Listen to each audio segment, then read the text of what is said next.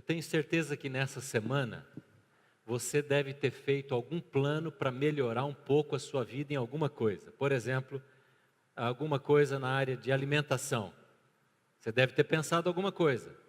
Eu preciso fazer isso e deixar de fazer aquilo. Talvez no seu trabalho você fez alguma decisão de ou estudar alguma coisa ou melhorar em algum aspecto no seu colégio, na sua faculdade, estudar mais. Enem hoje, não é? A moçada aí que fez Enem, algum propósito de melhorar, alguma melhora no casamento, alguma melhora no relacionamento com os filhos. Talvez você pensou em comprar uma coisa nova para sua casa, alguma coisa, eu tenho certeza que você projetou de melhor, de crescimento, de transformação para você essa semana. É o seu caso, com certeza, em alguma área da sua vida. Você não ficou parado, tenho certeza disso. A minha pergunta é se na nossa relação com Deus, nós pensamos em fazer alguma coisa para melhorá-la. Eu fiquei pensando e perguntando para nós mesmos se nós viemos para o culto hoje como uma rotina, um hábito, ou você veio pensando e durante o dia ou ontem pensou assim, como é que eu posso participar de um culto que eu vou toda semana, assim como você come toda semana, todo dia, assim como você trabalha todo dia, faz alguma coisa para você todo dia, o culto a gente vem toda semana. E você, será que pensou já, como é que eu posso participar do culto, não como uma tradição e uma rotina e um hábito apenas, rotina e hábito é muito bom, mas não apenas como isso. E fazendo a pergunta, como é que eu posso melhorar isso na minha vida? Nessa noite, nós vamos concluir essa série de 3 mensagens com o tema Vigor aos 90 anos. Vigor aos 90, se você ainda não sabe, talvez você que está vindo aqui pela primeira vez nos últimos 3 domingos, nós estamos falando sobre os anos que a nossa igreja está completando esse ano, 90 anos. Não é pouco, é uma história. E a pergunta é, o que é que pode nos fazer ser uma igreja vigorosa, apesar de toda a história, no meio de toda a história que ela tem? O que é que faz um cristão ser vigoroso e não ficar acomodado? Estamos perguntando isso nesses dias. E para isso, para facilitar a nossa compreensão, nós estamos pensando e falando aqui qual é a missão da nossa igreja, a declaração de missão da nossa igreja. Eu quero convidar você para ler essa declaração de missão da nossa igreja. Vamos fazer a leitura ali? Levar pessoas a serem discípulas de Jesus da sociedade. Então, vamos tentar falar isso sem a gente olhar na tela? Levar pessoas a serem discípulas de Jesus para a transformação da nossa cidade. E é isso que nós queremos.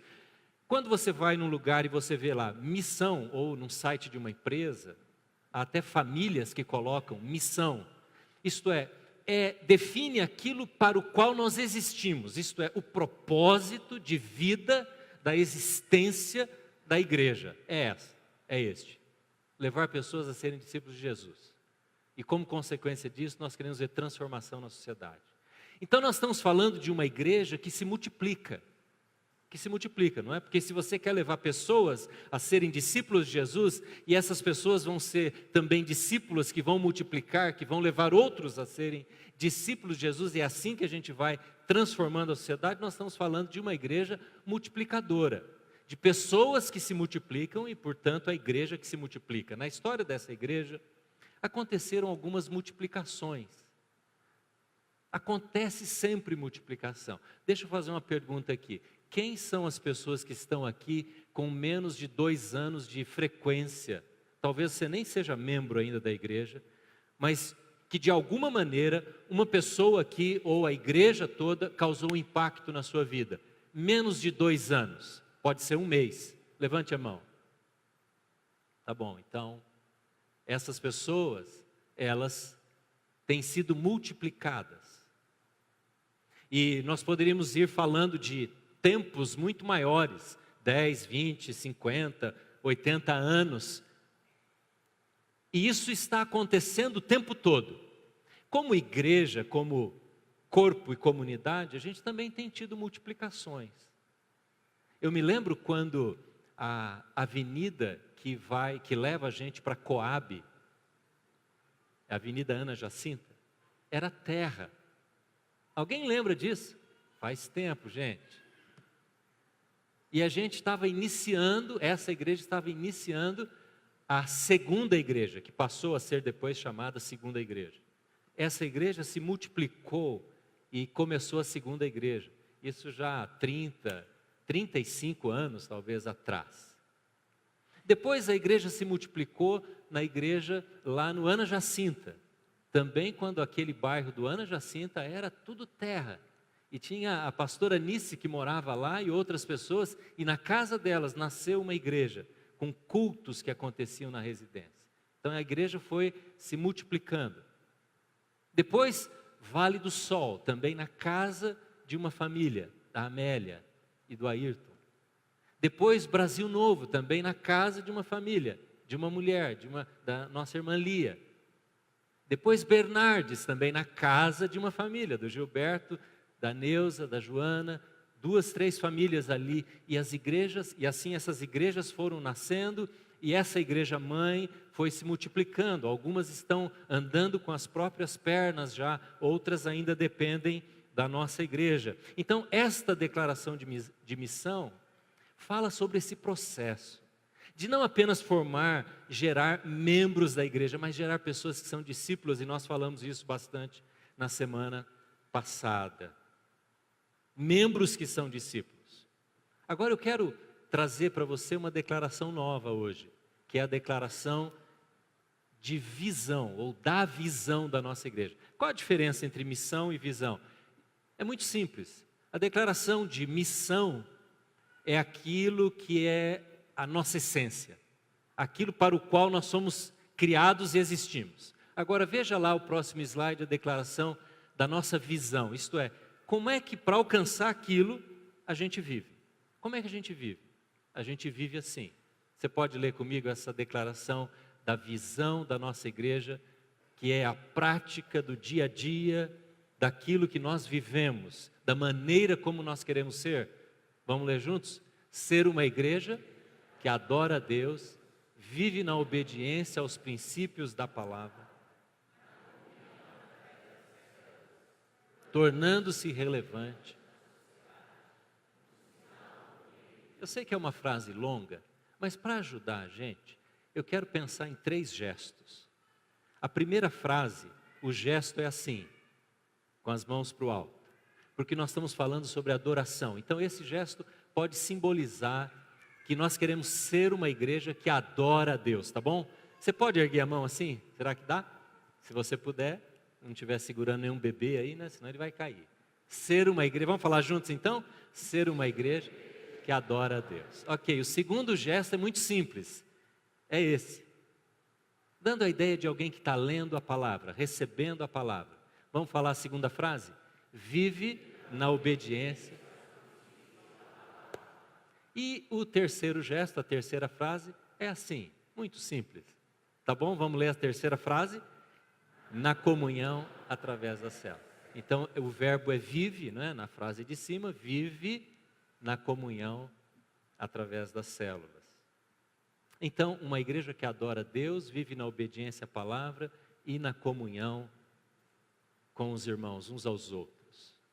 Agora eu quero convidar você para abrir a Bíblia. E na leitura de 3 pequenos textos, você identificar frases que falam sobre essas 3 ações. Adorar, meditar e obedecer a palavra e viver em comunidade e comunhão. O primeiro texto está em Atos capítulo 2. Por favor, abra lá a sua Bíblia em Atos capítulo 2. É um texto bastante conhecido para quem lê a Bíblia, porque descreve os primeiros dias da igreja, lá quando a igreja foi plantada, foi iniciada, na descida do Espírito Santo. E esse é um texto que descreve a vida da igreja. É quase que um resumo da história daqueles pequenos daquele pequeno grupo de irmãos ainda apenas em Jerusalém. E no versículo 42 de Atos 2, diz assim: eles se dedicavam ao ensino dos apóstolos, olha lá, já tem uma coisa aí, não é? E à comunhão, no partir do pão e às orações. Todos estavam cheios de temor e muitas maravilhas e sinais eram feitos pelos apóstolos. Os que criam mantinham-se unidos e tinham tudo em comum. Vendendo as suas propriedades e bens, distribuíam a cada um conforme a sua necessidade. Todos os dias continuavam a reunir-se no pátio do templo, partiam o pão em suas casas e juntos participavam das refeições com alegria e sinceridade de coração, louvando a Deus e tendo a simpatia de todo o povo. E o Senhor lhes acrescentava diariamente os que iam sendo salvos. Agora, vire a folha, vá para o capítulo 4, versículo 32, ou mude aí no seu aplicativo, versículo 32 do capítulo 4. Da multidão dos que creram, uma era a mente e um o coração. Ninguém considerava unicamente sua alguma coisa que possuísse, mas compartilhavam tudo o que tinham. Com grande poder, os apóstolos continuavam a testemunhar da ressurreição do Senhor Jesus, e grandiosa graça estava sobre todos eles.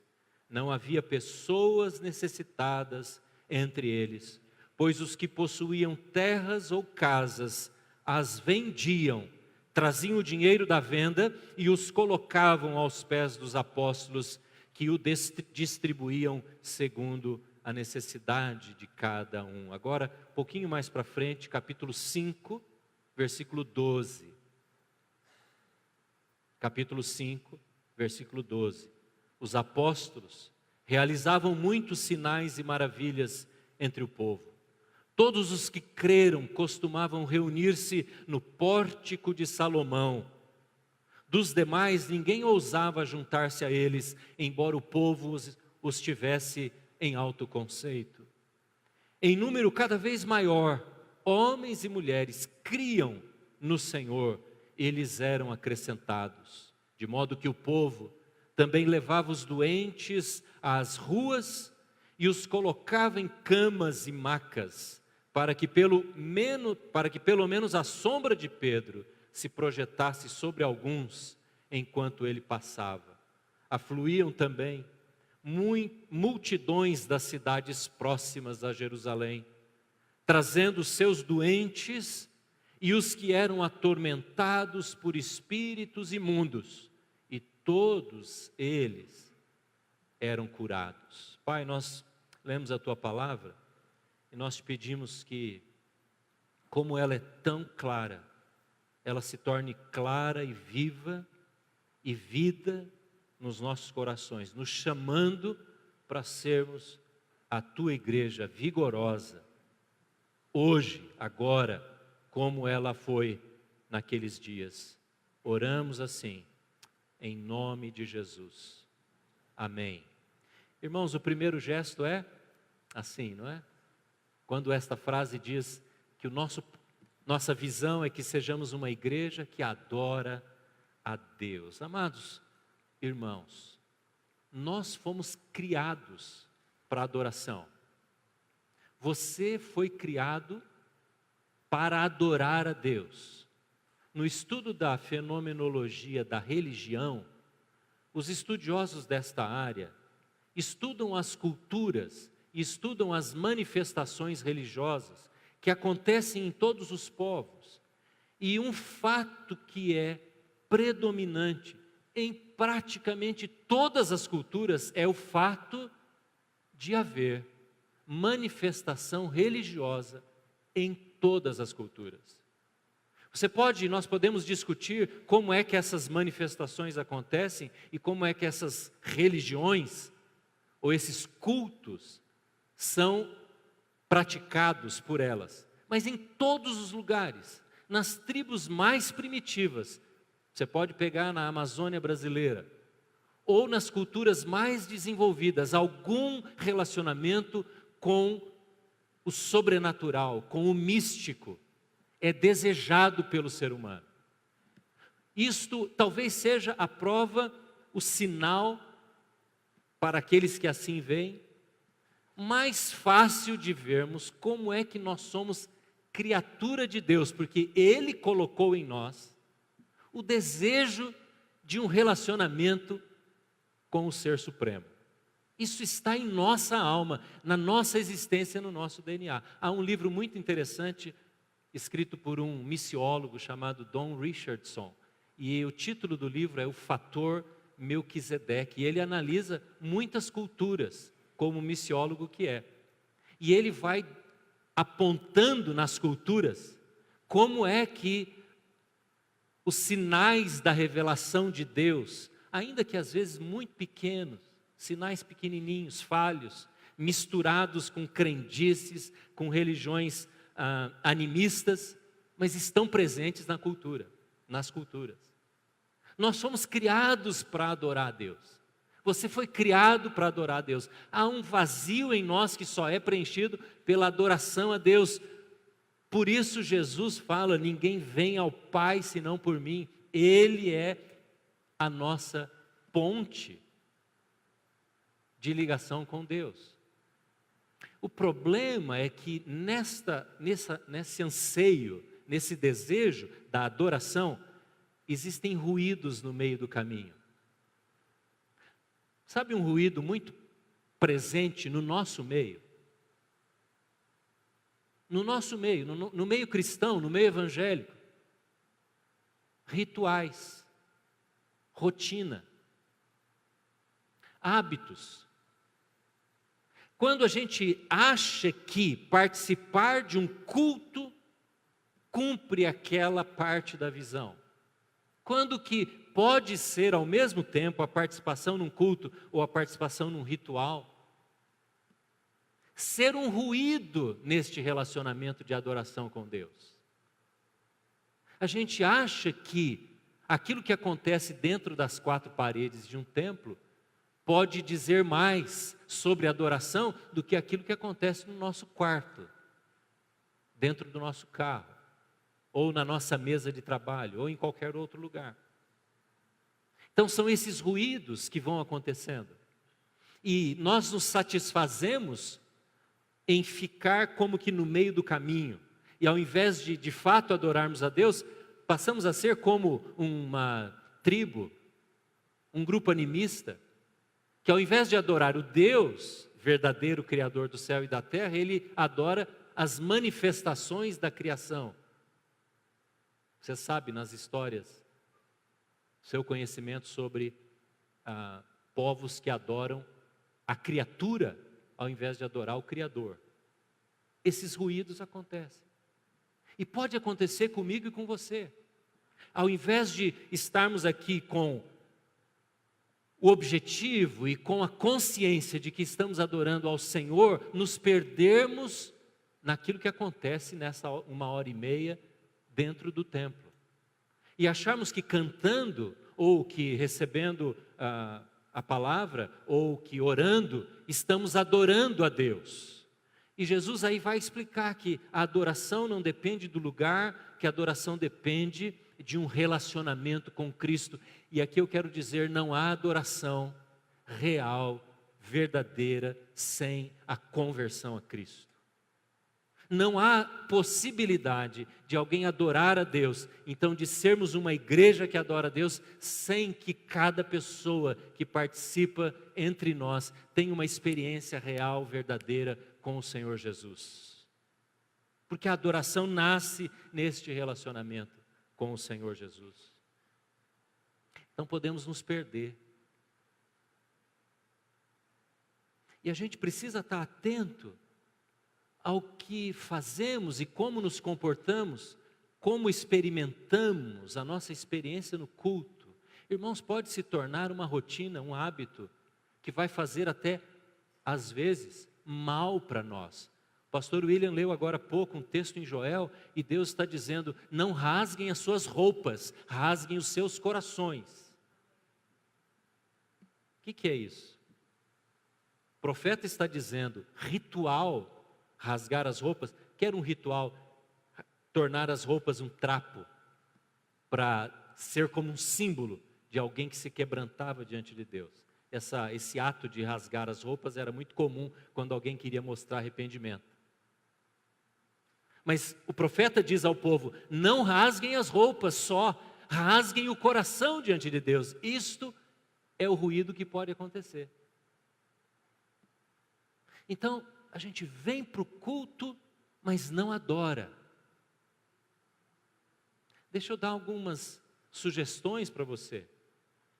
Nós fizemos o gesto assim, né, de adorar a Deus.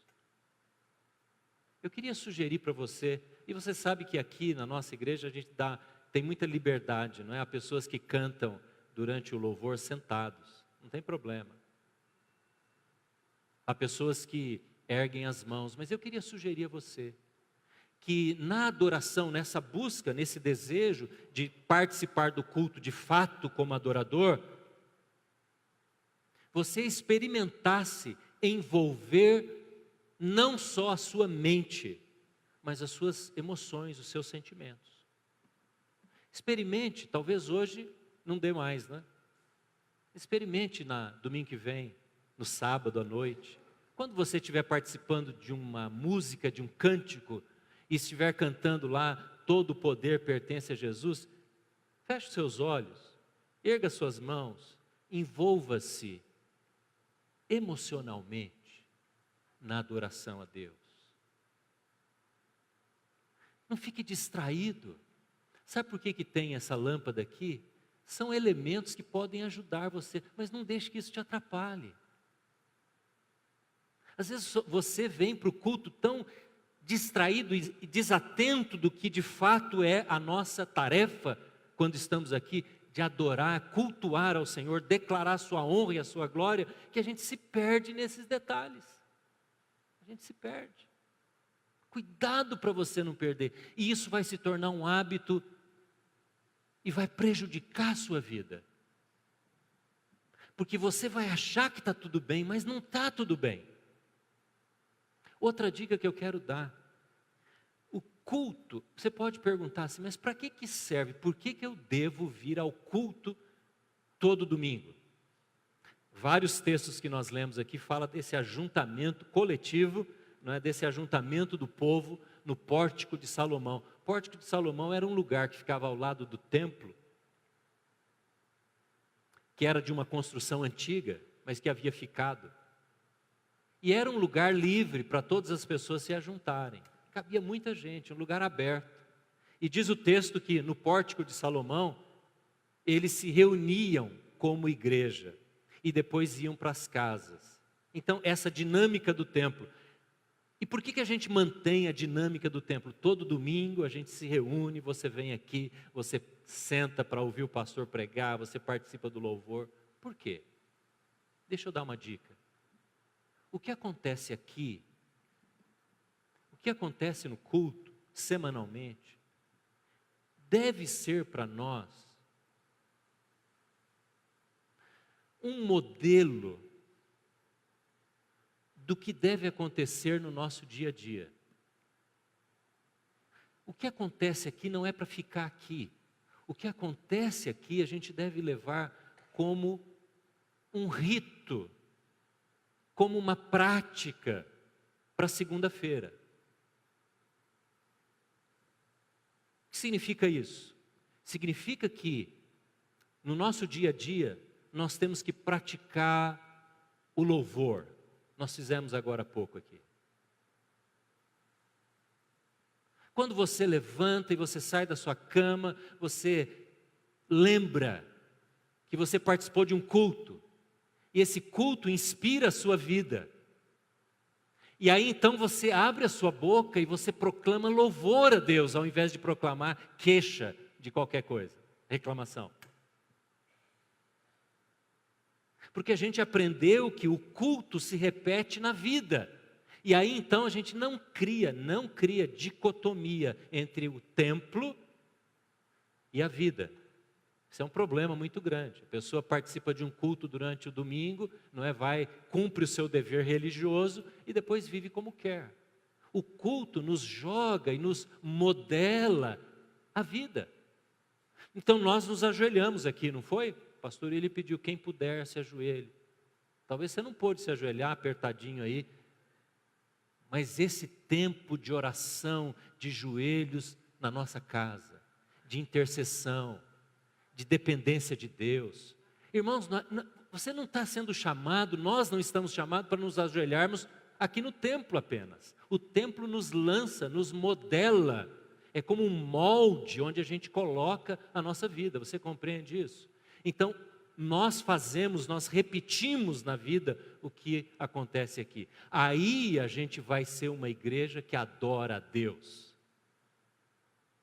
Não uma igreja domingueira, mas uma igreja onde os seus membros entendem que a vida é moldada pelo culto. A vida é moldada pelo culto. Aqui a gente medita na palavra, então na vida a gente medita na palavra também. Aqui a gente confessa os nossos pecados e ora pedindo perdão a Deus, então a gente faz isso no dia a dia, na nossa vida também.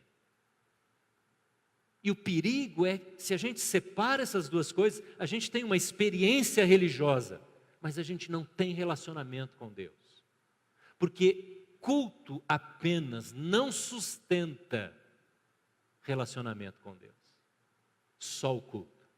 O que sustenta o seu relacionamento, o nosso relacionamento com o Senhor, é a vida. E o culto nos modela a vida. Amém, irmãos? Essa compreensão nós precisamos ter. Senão nós não vamos ser nunca uma igreja vigorosa, nós vamos ser uma igreja religiosa, cheia de tradições. Então a gente tem tradição de ir ao culto. A gente pode ter até a tradição de ler a Bíblia, de conhecer a Bíblia, decorar, mas isso não afeta a nossa vida, fazendo essa separação.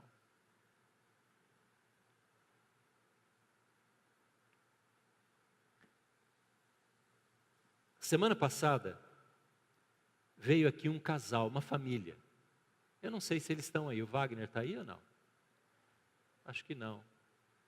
O Wagner veio aqui pela primeira vez, fazia 10 anos que o Wagner, ele é policial militar, talvez até esteja trabalhando hoje.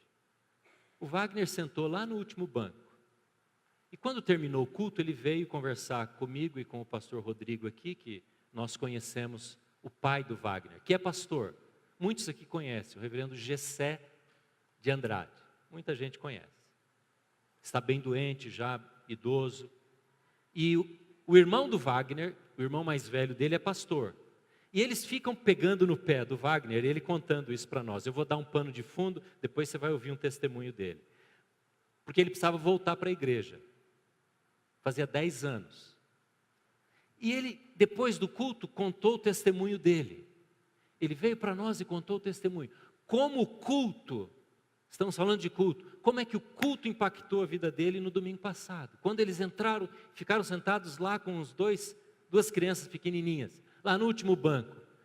Ele entrou aqui dentro e ele sentiu o impacto da presença de Deus, do Espírito Santo, chamando-o de volta. E aí o que aconteceu? Ele saiu daqui. Eu vi pegando o carro, ele foi um dos últimos a sair, porque nós ficamos conversando até tarde aqui depois, e ele pegou o carro dele ali na esquina, e aí você vai ouvir agora o que é que ele gravou para o pai, para os irmãos, a respeito da vinda dele aqui no domingo. Pense como um culto tem que impactar a nossa vida, como impactou do Wagner. Assista lá o que aconteceu com ele. Ele está dentro do carro, por isso está bem escuro, pode soltar o vídeo. Está bem difícil. Boa noite, até pessoal. O som. Tudo bem? Família, todo mundo. Hoje eu queria falar para vocês que foi uma noite maravilhosa. Eu levei minha família na Igreja Presbiteriana Independente aqui de Presidente Prudente. Foi um culto maravilhoso, edificante, uma presença do Espírito Santo na nossa vida. Logo desde o começo do primeiro primeiro momento do culto, desde o louvor até o término agora, ficamos conversando com o pastor. E eu queria dar um testemunho que o diabo ele gosta de agir na vida da gente. 20 minutos antes de ir para a igreja, por volta das 6h40, ele jogou uma dor na minha coluna, uma dor tão forte, tão intensa, que me fez desanimar imediatamente do que eu ia fazer. Porém, eu senti que era algo diferente, essa dor, porque ela era muito forte, muito intensa. E ao chegar na igreja, ela diminuiu. Ela diminuiu, eu me senti confortável, né?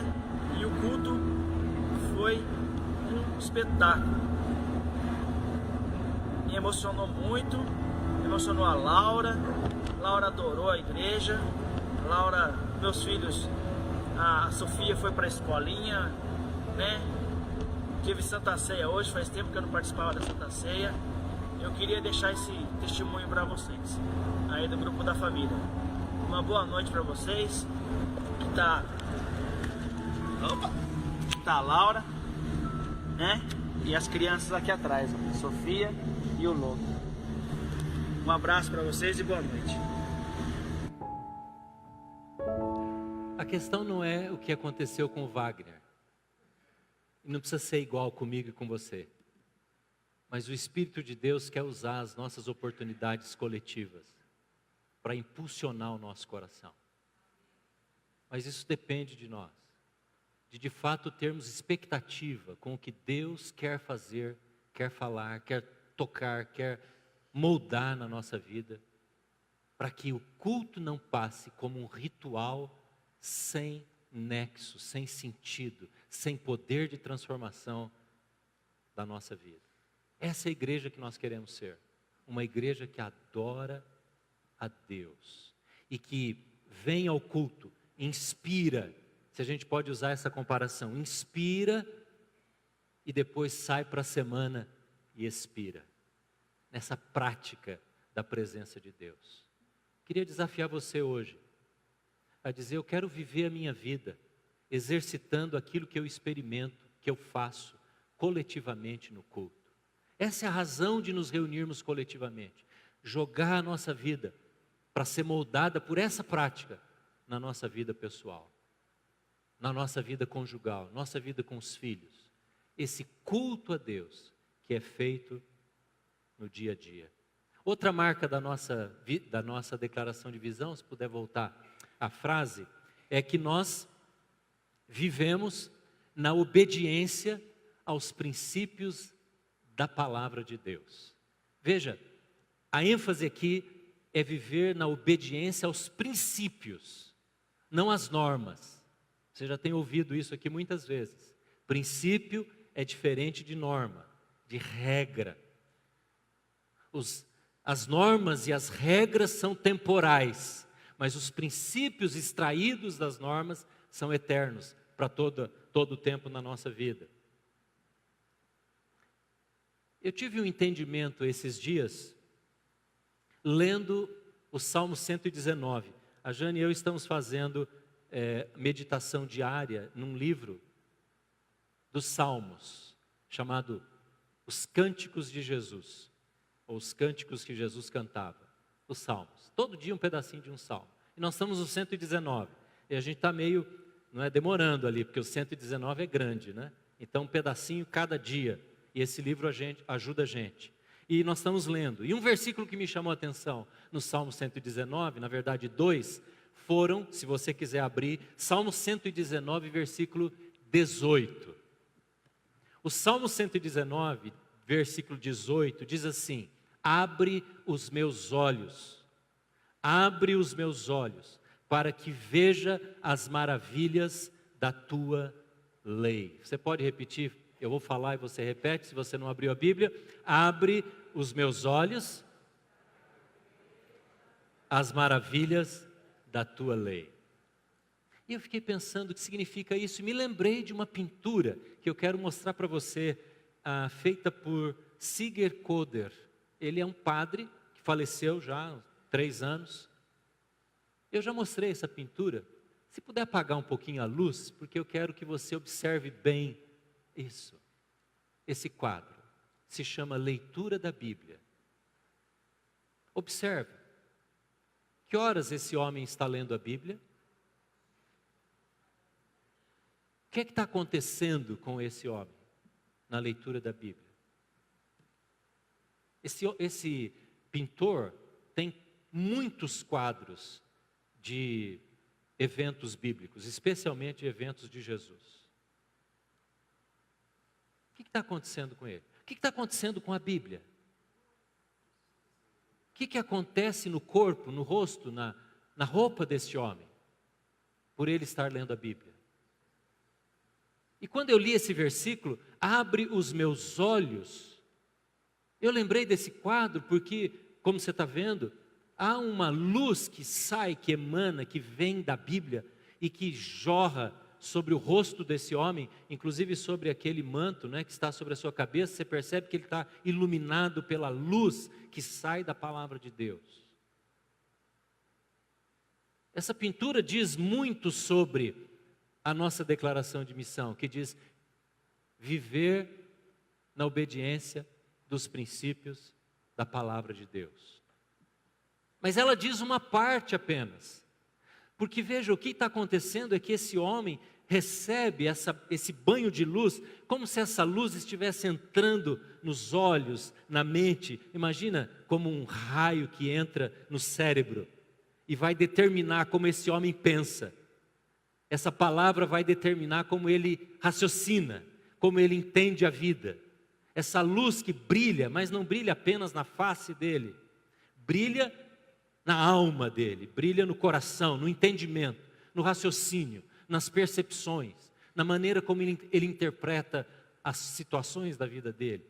Esse homem recebe essa luz que vai ajudá-lo a viver o casamento e não se moldar nos princípios temporais, nas dicas, nas sugestões temporais da nossa sociedade. Esse homem, se ele tem um filho, ele recebe luz da palavra de Deus que entra na sua maneira de pensar, como que ele educa uma criança. Não nos moldes que passam da sociedade. Como ele lida com a sua sexualidade. Essas coisas que são passageiras, porque a sociologia, a psicologia, elas trazem ensinos e cultura e orientação, mas que daqui a 10, 20 anos pode ser diferente. As ideologias passam. Em 89 o muro de Berlim caiu, e para aqueles que se sustentavam na doutrina marxista, não sobrou nada. E esse homem está recebendo esta luz da palavra de Deus, dessa palavra eterna que dirige a sua vida. Abre os meus olhos, Senhor. Essa é a igreja que nós precisamos ser e lutar todo dia para ser. Então, quando eu li esse Salmo 119, versículo 18, abre os meus olhos, eu lembrei desta cena. Mas aí eu cheguei na leitura, esses dias agora, do versículo 105. O que diz o versículo 105? Esse você tem que saber decor. Muitos sabem. Lâmpada para os meus pés é a tua palavra, e luz para o meu caminho. Irmãos, eu tenho um tablet aqui. Você usa a luzinha do seu celular para, às vezes, iluminar alguma coisa? Né? O faroletinho lá? Imagina, eu estou lendo o tablet. Se tivesse tudo escuro aqui, você ia ver o meu rosto luminoso, né? Iluminado por essa tela. É o que mostra aquela pintura. Mas se eu precisar, no escuro, descer esse degrau aqui, com segurança, é muito fácil, porque é só virar, não é? E eu vou iluminar o caminho. É isso que a Bíblia é para nós. A gente precisa praticar a compreensão da Bíblia em nós primeiro, para depois ela iluminar o nosso caminho. Não adianta você querer se aproximar da Bíblia. Pastor, onde é que fala sobre ansiedade? Ah, tá bom, não andeis ansiosos. Não é regra, isso não é receita. Você tem que primeiro deixar essa palavra iluminar seu coração, a sua mente, se encher dela. Esse é o processo de meditação na palavra de Deus, de ruminar, usando a linguagem do Antigo Testamento, ruminar a palavra, pensar nela, deixar que ela entre em nós. Aí depois eu vou dizer, bom, agora como é que eu faço para aplicar essa palavra no meu caminho? Lâmpada para os meus pés é a tua palavra e luz para o meu caminho. Não dá para ser simplista com a palavra de Deus. A palavra de Deus não ilumina a vida de quem primeiro não tem o reflexo dela na sua própria alma, no seu próprio ser. Se você não abre a palavra com esse desejo de que ela leia você, não adianta você lê-la. Ela precisa ler você. Precisa sondar o seu coração, o nosso coração. Nós precisamos nos expor à palavra de Deus, para que ela aponte para nós aquilo que não está certo, aquilo que está errado. O que acontece é que a gente escolhe apenas a segunda parte e fazer um uso utilitário da Bíblia. Quando precisamos disso, lemos isso. Quase como uma carta de horóscopo, não é? Não funciona, não é assim. A palavra de Deus precisa ir transformando a nossa vida. Eu quero mostrar para você um testemunho de uma irmã da nossa igreja chamada Kelly. E eu perguntei para ela, ela faz parte da nossa célula, nós somos da mesma célula. E eu perguntei, Kelly, o que a Bíblia significou para você nesses últimos anos? Ela está entre nós aqui há talvez 6 anos, é membro da igreja. E ela começou a contar algumas coisas, e aí eu pedi para que ela tivesse a liberdade, nós tivéssemos a liberdade de gravar. Então, queria que você ouvisse um pouco o testemunho e faça essa ligação de como é que a Bíblia tem transformado na prática a vida de uma pessoa e pode transformar a nossa também. Vamos lá. E assim, uma delas, duas na verdade, que me marcam muito é a questão do perdão, né? Eu não tinha necessariamente a dimensão, assim, o que é perdoar? Como assim? Eu falo que eu estou perdoando, mas eu não sinto no meu coração. Aí, na época, missionária de Meia, né? Ficava aqui na igreja e tal, eu conheci. E então ela me ensinou, ela falou, olha, libera o perdão, né? Pede a Deus, Senhor, eu quero perdoar, é do fundo do seu coração, Ele vai trabalhar, entrega, deixa que Ele vai trabalhar. E isso mudou muito, porque eu não sabia o que era isso, e hoje eu entendo a diferença do antes e do agora. E ela lia a Bíblia para você e aquilo era como se tivesse uma iluminação, assim, Sim. descortinar para você? Sim. Era uma coisa nova aquilo Sim, na sua vida? Você não novo. tinha tido contato com a Bíblia dessa maneira? Não tinha. Começou ali com ela lia, a cada encontro era uma passagem de amor, de carinho, de aquilo que Deus quer de você. Vamos crescer, vamos aprender, vamos nos fortalecer. Foi um discipulado. Foi. E depois eu fiz o discipulado também, né? Depois eu fiz também com ela, então foi muito bom. Algumas vezes eu pego a palavra do domingo. Antes, às vezes, era da quarta-feira. Hoje pode ser uma referência, a palavra do domingo. Pode ser um culto que eu assisti, como já assisti de algumas pessoas, né? Então eu busco ainda, às vezes fico um pouco perdida, eu busco algumas referências, né? Então falou sobre isso, eu vou dando aquela destrinchada assim no assunto, né? Mais ou menos isso. Porque é apaixonante, né? Não dá mais para viver sem, acabou. Caminho sem volta. E uma outra coisa muito importante que fez, assim, um divisor de águas na minha vida. Eu chegava aqui, tinha os meus encontros com a Edmeia, né? E chegava aqui e falava, olha, fulano, ciclano, pessoas que fazem parte da minha vida, que eu amo. E eu só reclamava e que... E aí ela falou, olha, vamos fazer o seguinte, vamos orar. E você vai pedir a Deus todos os dias. Senhor, eu quero olhar para essas pessoas com os seus olhos e não mais com os meus. E isso foi assim gigantesco na minha vida. Fez uma diferença, mas foi assustador. Só eu e Deus para saber o quão grande foram essas palavras. Então, aprender a conversar com Deus de uma forma diferente. Realmente entregar, pedir a Ele aquilo que a gente precisa, né? Isso foi muito importante. A gente não deve ficar parado, né? Você tem que dar o primeiro passo. Você pode convidar alguém e fazer a diferença na vida dessa alguém. Como um dia também me convidaram para ir na célula. E convidaram várias vezes. Eu fui convidada pela Luciana, minha amiga, por anos. Eu acho que ela orou por mim ali anos.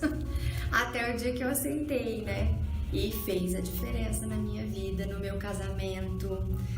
Mas foi muito bom, muito. Por quê? Porque eu fui aprendendo, porque eu fui conhecendo, não sabia nada. Não sei um monte de coisa ainda, mas porém, o que eu aprendi, do pouco que eu já sei, a diferença foi grande, muito grande.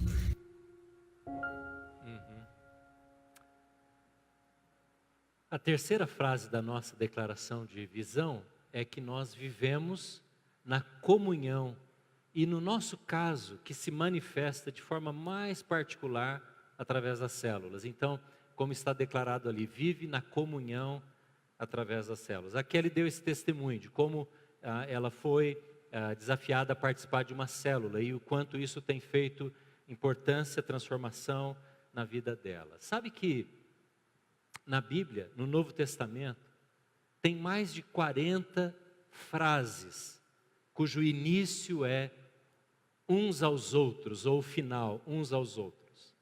Amem uns aos outros, perdoem, suportem, exortem, cuidem, orem, uns com os outros, uns pelos outros. Essa mutualidade que é impossível, venhamos e convenhamos, não é? Vamos ser francos aqui, é impossível acontecer na comunidade em geral. É impossível acontecer no culto. E a nossa igreja é uma igreja que deseja crescer. Nós estabelecemos isso como um modelo, uma meta, um estilo de vida para a nossa igreja. Viver em comunidade, em relacionamento. Você pode experimentar isso numa célula, num grupo pequeno, num discipulado. Mas dar-se. E você não participa desses grupos apenas porque você vai receber, mas é porque alguém vai receber a partir de nós. Essa é a nossa motivação.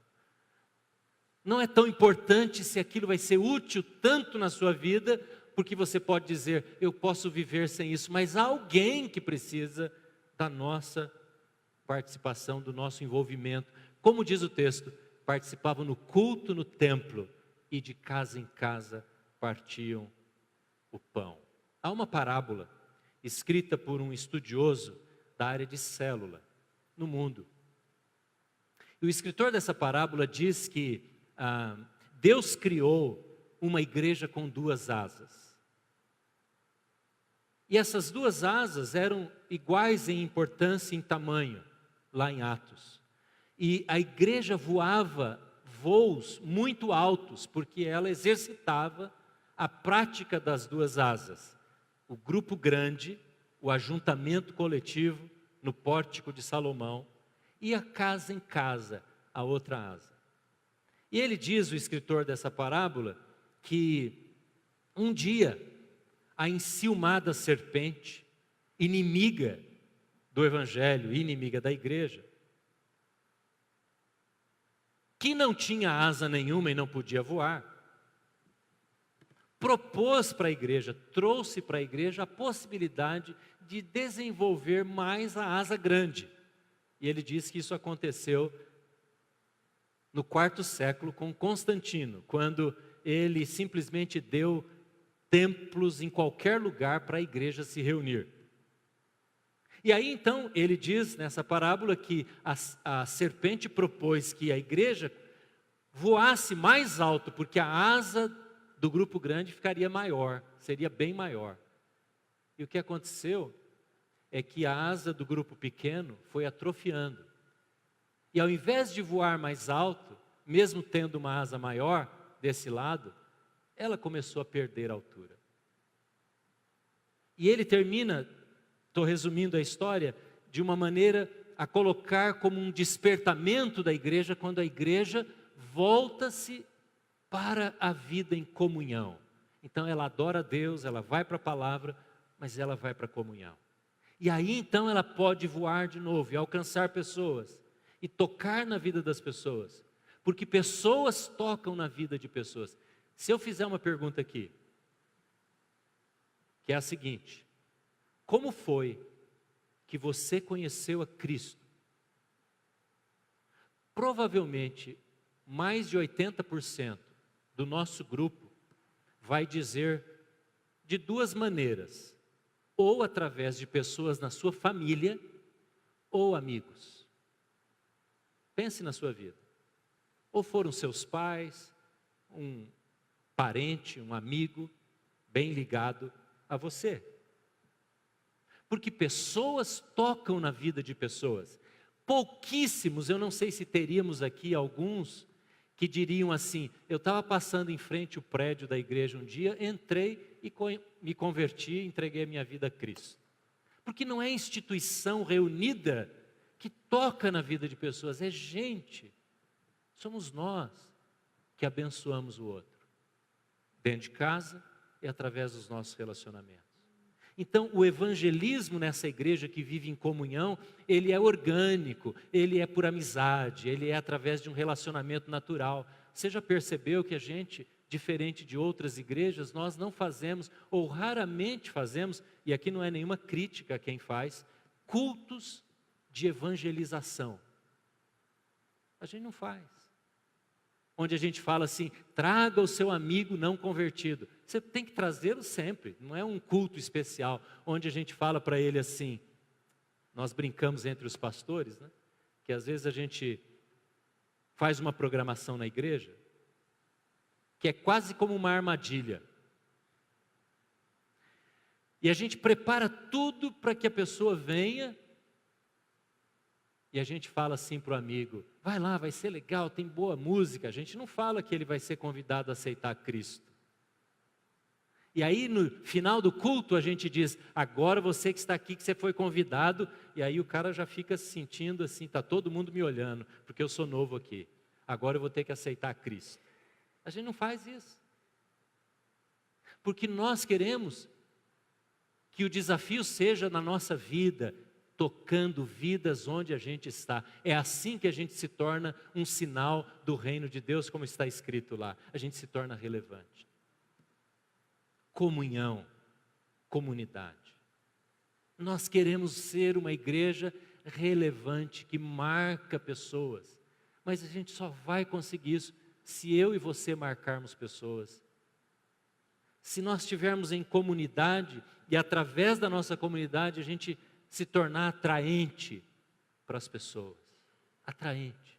As pessoas olharem para a maneira como a gente vive e aí desejar experimentar essa verdade.